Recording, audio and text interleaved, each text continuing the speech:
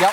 Humans are causing climate change? No question. Wait. Before we begin, in the interest of mathematical balance, I'm going to bring out 2 people who agree with you, climate skeptic, and Bill Nye, I'm also going to bring out 96 other scientists. It's a little unwieldy, but this is the only way you can actually have a representative discussion. Climate change is real, while we're all obsessed with Deflategate. Let's keep in mind that there's something about which you should give a f***. For many, many people around the world, climate change is going to change their lives in the worst way thinking. We got to have scientifically literate people to solve the world's problems. Like, if I can get out there and speak about this issue, I will. If we continue to eschew science, eschew the process, and try to divide science into observational science and historic science, we are not going to move forward. We will not embrace natural laws. We will not make discoveries. We will not invent and innovate and stay ahead. So if you ask me if Ken Ham's creation model is viable, I say no. It is absolutely not viable.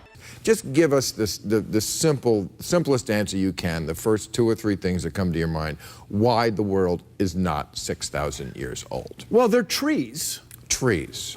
Within a few hours' drive of here that are older than 6,800 years, the bristlecone pines. You're a rock star in a bow tie, Bill. That's it. Did you ever think you'd get this kind of popularity? I mean, you could really do well tonight. A man can dream. Oh, hello, Arthur. What an odd coincidence that you're both here. Why is it odd? Because as it just so happens, I'm also spending the day with a beloved children's television science personality. Isn't that right, new friend and colleague, Bill Nye, the science guy? Sorry, I replaced you with a newer model.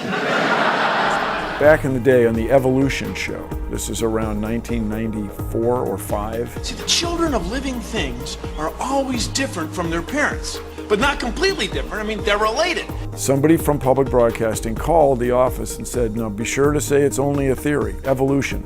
I said, no, I'm not going to say it's only a theory, using the term only. I mean, it's a fantastic theory in the true sense of a theory, but I know what the person on the phone was driving at.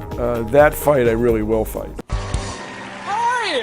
Fabulous. It's such an honor to have you on the show, and all right. I love you, man. Whoa, man. Such a fan base. We had Neil deGrasse Tyson on the show, and he told a wonderful story about how you guys took a selfie together with President Obama. This is true? She showed us the picture, but it seems like you're the hero of this story. Well, yeah. All right, kids today. Hey. One of those good. That'll work. One of those. you have to invest in science education, and the very compelling research. 10 years old is about as old as you can be to get the so-called lifelong passion for science. Mm-hmm. And it seems to me it's about as old as you can be to get a lifelong passion for anything. Right. Like, when did you want to lead and change things? I was kind of a late bloomer. I think it wasn't until I was like 45 I decided I was going to do something Really? with my life. Really? No, What's next? I'm teasing. But in front of those Lehigh graduates, one thing he wasn't joking about. You all know more physics than Isaac Newton.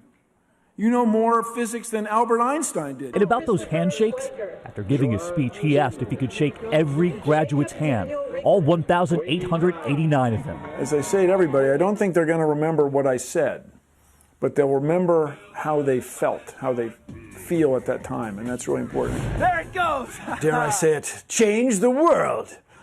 Yeah, I really feel that way, that everybody can make the world better.